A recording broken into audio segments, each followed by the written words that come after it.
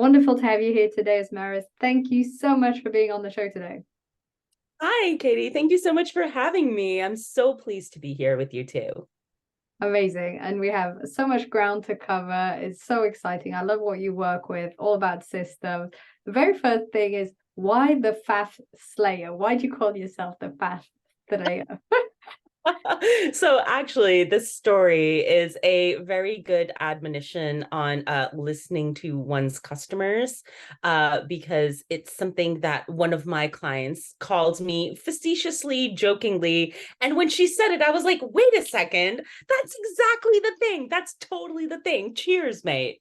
So that's where that came from. I can't take credit for it. As my dear friend Stacy Casson who coined it. And it's stuck, and that is I regularly get people messaging me like, oh, I love the Faff-Slayer. It's like, yeah, if you get it, you get it, and you love it, and if you don't, you're like, what's that? And then that piques curiosity, which works just as well for me. And so how do you do it? How do you slay fat? What are some of your go-to systems that you can maybe cover here? Obviously, we're not going to go super in depth and into the nitty-gritty of it all, but what are some of the overlaying principles and systems that you use to help people to stop the faff? Yeah, excellent question. So, naturally, there are systems I have created myself because this is the work I do. When it comes to slaying faff, now people let themselves feel guilty about faff. They internalize it as a personal shortcoming. And that's categorically not the case because faff is a totally unavoidable consequence of existence itself. We are complex systems living in a cornucopia of other often dysfunctional systems. And the syntheses of those various systems, them running into each other the way they do, that is what creates the faff. So it is a unavoidable reality of life, especially now. We've had more information than we ever had. We have more complexity and variety than we ever had. So faff is also at an all-time high. And my biggest thing is, especially for the people I enjoy serving the most, the impact focused folks, the social justice folks, the people who look at the world and go, what the actual hell are we doing and why are we doing this? Let's do something about it. The thing that is common to all of those people is they really, I want them to have as little faff as humanly possible because their work is so vital and so needed that it is unacceptable to me that amazing, wonderful people doing vital work would burn themselves out trying to do that vital work because the faff has become so overwhelming. So to answer your actual question, of course, I have a individual based approach called Enliven. And then I apply very similar principles, but on a much larger scale for organizations through FAF-free ops. And then through a policy level, I do a lot of speaking, writing, soon governmental consulting, because who has more faff than our governments? Let's be real. So that's pretty much how it shows up. And then the various elements of those systems are different because as the system gets bigger, there are more interdependencies, which creates more faff, which means you have to be more judicious about how you recognize it and how you address it. And in doing so in a way that doesn't actually create more problems on the back end, which is how most people tend to approach it. That's true. Most people tend to try to avoid it or eliminate it, and they create things that are even more complex. I'm all for simplifying, breaking it down. Let's say someone's listening here and thinks, oh, wow, I'm overwhelmed. I could do with some, tips on how to eliminate some of the processes in place or simplify some of them. What are your go-to sort of practices, habits, or things you recommend people that you really feel helps them to narrow down the problem, eliminate some of the faff, maybe be more productive? Yeah, absolutely. So the very first square I start with people is actually four squares. It's a matrix. It is the energy impact matrix. So my thesis is, first of all, most binaries are utter tosh. If you are thinking in terms of binaries, it's very likely that you are engaging in reductionism. So I very strongly urge you to consider that the or choice that you are presenting yourself with, is it actually an and choice, or have you operationalized the problem correctly? So one way that I like to get folks started on this is the impact energy matrix. And the way that works is every single thing that you do in life will require an input of resources, whether that is time, energy, attention. That is unavoidable. That is how work gets done. However, when you do that work, one of two things will happen. The outcome will either be energy giving or energy taking. Now, how that feels varies from person to person. But there are some things that are remarkably consistent, you know. So for most people, when something is energy giving, they get really excited about it. They can't wait to get started on it. It lives in their head rent free in the best way possible. When something's energy taking, it's, you know, the fourth thing on a list of three. That's where all of the bad quote unquote habits show up. So you have energy giving, you have energy taking, and defining how that feels in your mind and your body, and recognizing that neither of those categories is static. So you have to think about time horizons, because something that is energy taking on a shorter scale, upon repeat application, can become energy giving. An excellent example of this is exercise. So for me personally, my background is, you know, I was going to go into medicine, saw that the healthcare system does absolutely nothing about health for anybody, patient nor practitioner. And I was like, right, we are going to find another way to leverage our gifts here. So because my background is in science, like, I always heard that, oh, through exercise, you get endorphins and blah, blah, blah. I was like, you know what? That's fake news, because that has literally never happened to me. Exercise has only ever made me livid. And because of that, it was always very energy taking for me on the shorter time horizon. But what happens when you exercise time and again, like Katie, I know, you know, you do your yoga in the morning and you the cold showers and everything. The repeat application of that now becomes energy giving, because from the exercise, you've had more endurance, you've gotten stronger, maybe you look leaner, and now you're like, oh, hey, look at me, what I can do, you know, that then becomes energy giving. So there's that consideration about the time horizon, which probably is like the biggest one. And then also the fact that it's not static. So something that is taking today can be giving tomorrow, depending on how you approach it. And then the other axis of this is your impact. So how do you actually define impact? Because that is also different from person to person. Because we live in capitalism, one very unavoidable metric of impact is money. Because through money, you can leverage those resources to solve your problems, slay your faff. So that is one unavoidable dimension of impact. But in addition to that, you also have, you know, your societal impact. How much time do you get to spend with the people you love? How much, you know, do you invite people to change how they think? Whatever that looks like for you, define it. So first define what impact is, then get really dialed in into what you believe energy giving looks and feels like for you. Ditto for energy taking. And now you have a matrix. So in that first quadrant of energy giving and high impact, that is what I call the sweet spot. This, my friends, is your built-in burnout insurance. I guarantee you that is a hill I will die on any day of the week.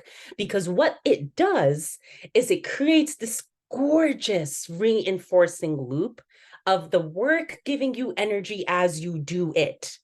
Burnout is not physically possible if you are spending most of your time in that quadrant. And obviously, you know, like eating well and blah, blah, blah, but all those things are energy giving by default, right? So that is the first quadrant. That is where you want to spend most of your time. The second quadrant is those things that are energy taking, but high impact. So these are the places where you want to lean on learning, you want to lean on delegating, you want to find ways to make it more tenable for yourself to do those things because they are high impact, right? Then the third quadrant, which people spend most of their time in, is chicken soup. It feels good, but it does absolutely nothing for you. Yeah. And I see you right now, Katie. I hope that everyone always watches the video version of this podcast too. It's priceless. So that is your chicken soup. That's the stuff that's energy giving, but it is very low impact. And most people, especially when they want to procrastinate, that is the quadrant they go to. Okay. Then the last one is what I call the no thanks. This is your low impact, energy taking stuff. Why in the name of sanity are you doing it? Why? So this is the stuff that you want to automate, eliminate, or delegate as a, delegation being the last resort, because given how you've defined impact, if something that you think is important is showing up in that quadrant, that's telling you something's off about one of your definitions. So that is kind of where I start people. And the reason I start them there is because that is a really powerful way to get dialed in onto what actually deserves your resources. And then once you get dialed in on that, now you have recognized what is the work and what is the faff. And most people really struggle with that, especially because with entrepreneurship, we're shoulded to death about everything. You should have a newsletter, you should have and it should look like this. And it's like, just shut up, everybody. Okay. Shut up and make your energy impact matrix, get really dialed in on what those definitions are for you, and then validate it with other people. Okay. It doesn't necessarily have to be me. I don't know why you wouldn't validate it with the person who literally created it. But if you have somebody in your life that knows you really well, for example, or professes to anyway, that's a conversation you can have with them too. So if you recognize that, like, oh yeah, actually having a clean house is high impact for me because I'm profoundly impacted by my environment and the cleanliness of it and how conducive it is to my performance. But cleaning it is energy taking from me. Now, if you live with somebody, a partner or roommate or whatever, now that's a conversation you can have. Be like, hey, so this is something that is really important to me. I know it's really important to you. How can we divide that labor a bit better? So very long, in-depth way of answering your question of, if you have FAF, where do you start? Energy impact matrix. I love that. It's such a great concept. And so I'm repeating the names in my head. So there's a sweet spot, but what was the one that was high impact and low energy? What do you call that? That is the battles. The So battles. So sweet spot, battles, chicken soup, and no thanks. And I'm also reflecting on what you're saying, like, why do people spend time in the no thanks where it's low energy and it's low impact, and it's probably a form of fear and procrastination. It's probably a form of safety, certainty. Maybe they've done it for so long, etc. Now, I'm wondering, how do you help people to go from spending time in the chicken soup or in all three other areas, but from chicken soup to sweet spot? So the amazing thing that I find with people is when you point something out to them, that ends up being a very strong catalyst for change if they are a curious and open-minded person. And frankly, the only people I work with are curious and open-minded people. If you are content to keep things as they are and not make too many waves and just make little tweaks here and there, I'm not your girl. I'm just not, and you should go somewhere else. And that's fine, because we need to be totally aware of who we serve and also who we don't serve.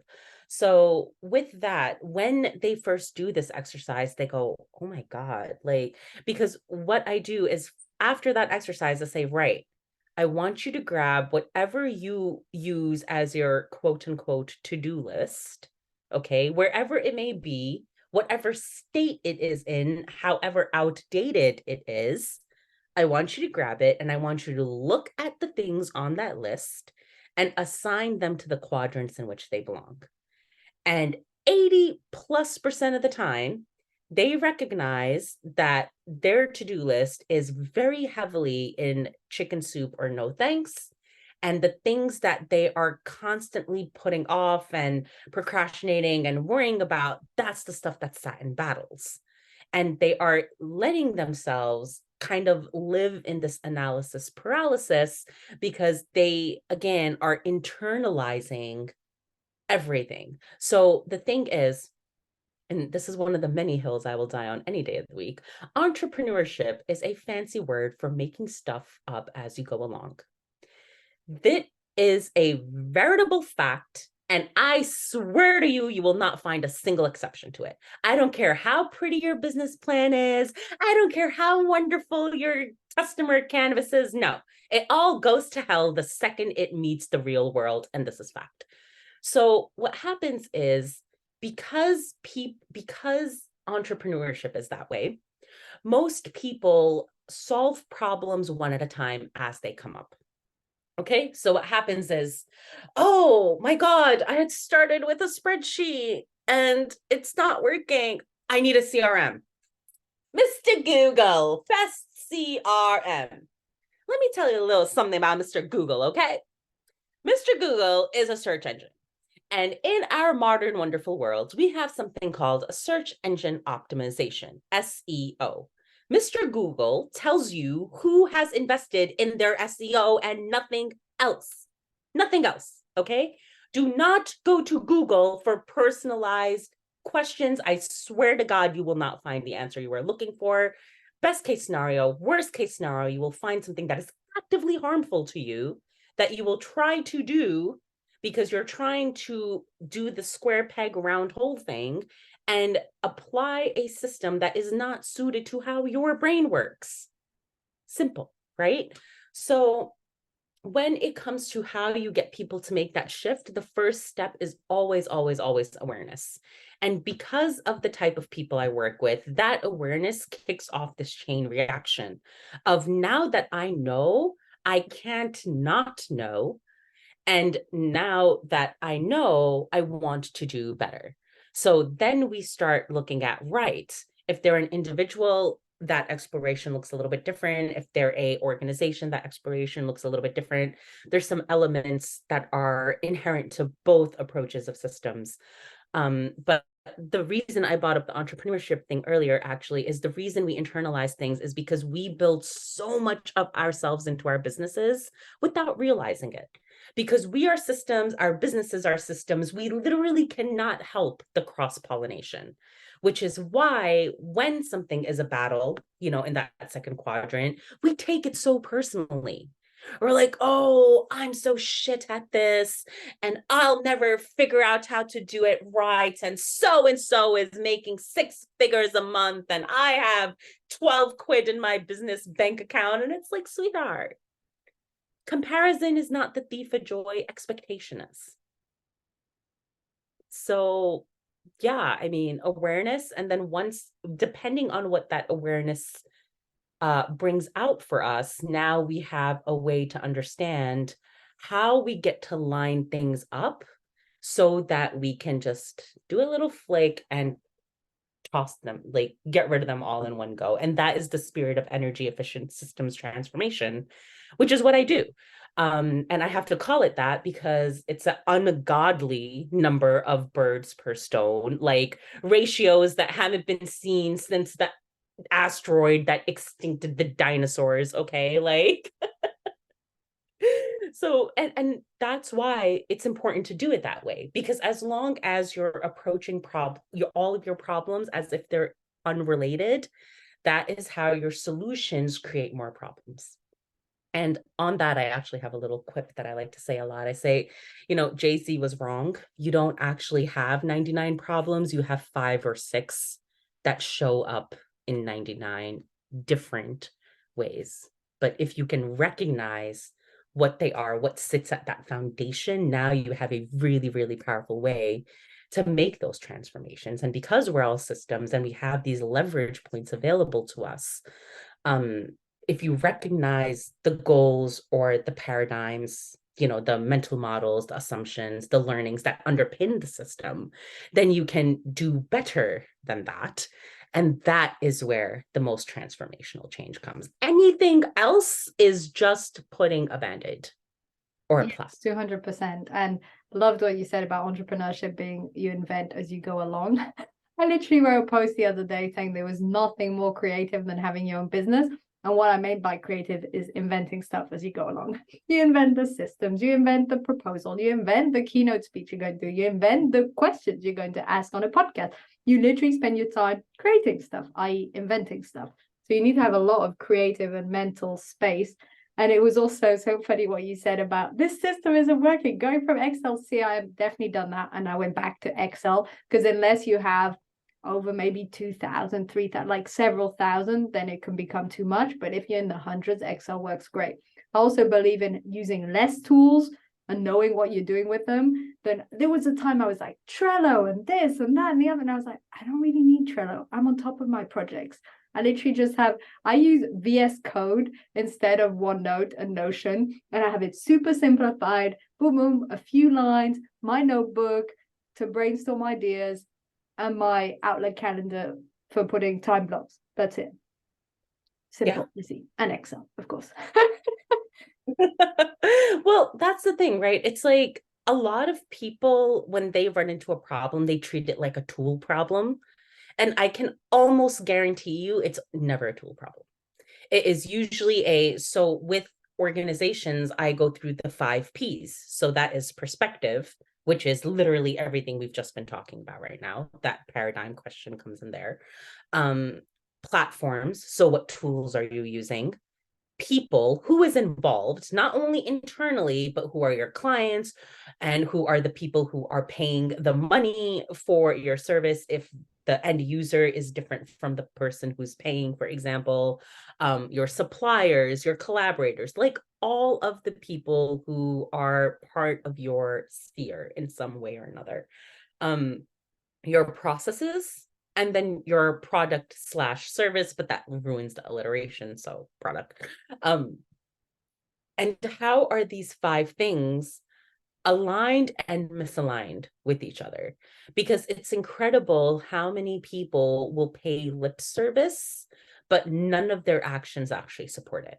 So they'll get these lovely flowery words and paste them as a mission statement on the wall, where we are committed to the health of this, that, the other, and then you look at their policies and you look at their processes and you look at the fact that what they're using, they have no idea why they're using it. Literally some random like admin person came in 100 years ago and just decided to do that and they ran with it.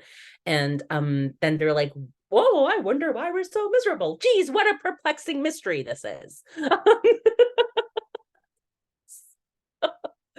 So that's the thing. It's not enough to say the things. You also need to do the things. And if you're saying them and not doing them, then a couple of things could be happening.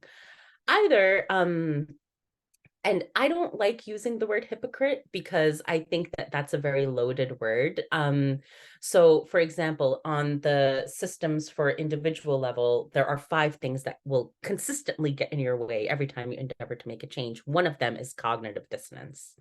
So holding like misaligned or uncomplimentary ideas at the same time, and then some people will react to cognitive dissonance by lashing out, by doubling down on their fear, by just completely doing nothing because they have no idea what to do. So if there is that gap between what you're saying and what you're doing, it is very likely cognitive dissonance is at play if you are authentic in the things that you are actually saying.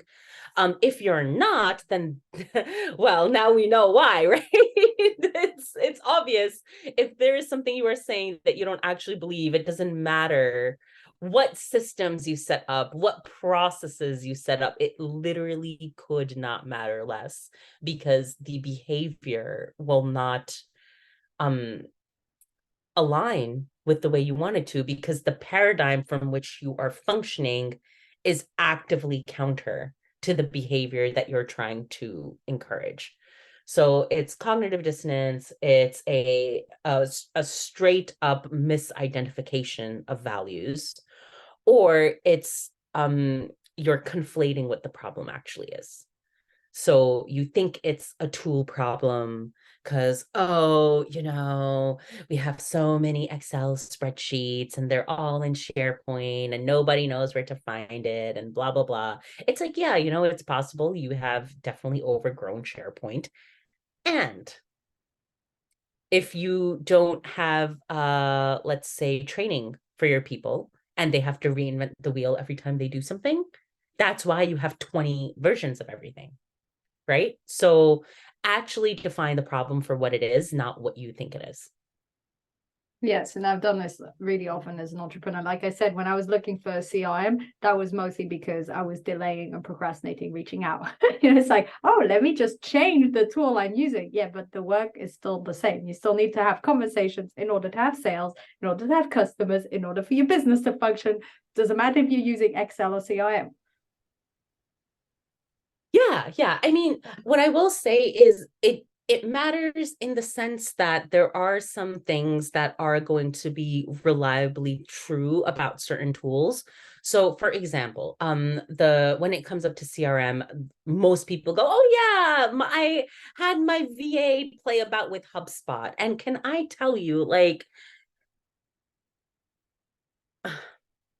I would be a millionaire, okay, if I had a dime for every time I heard that.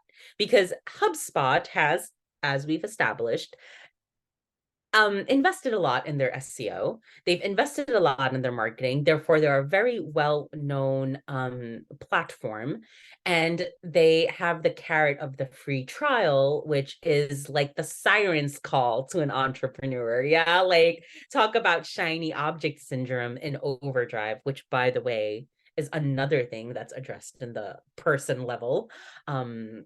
Which I think we should probably go to that after this. But it so they'll look at HubSpot, and the thing with HubSpot is, yes, they have a free version, but everything that is remotely useful is behind a paywall, and it gets exponentially expensive as your team grows, um to the point that I've seen people spend literally like 5 figures a year for HubSpot, and when you look at how they're using it, they are not. So it is just setting money on fire, right? So, and that is something that is true all the time because of the way HubSpot is set up and the way their pricing model is and blah, blah, blah. Similarly with Excel.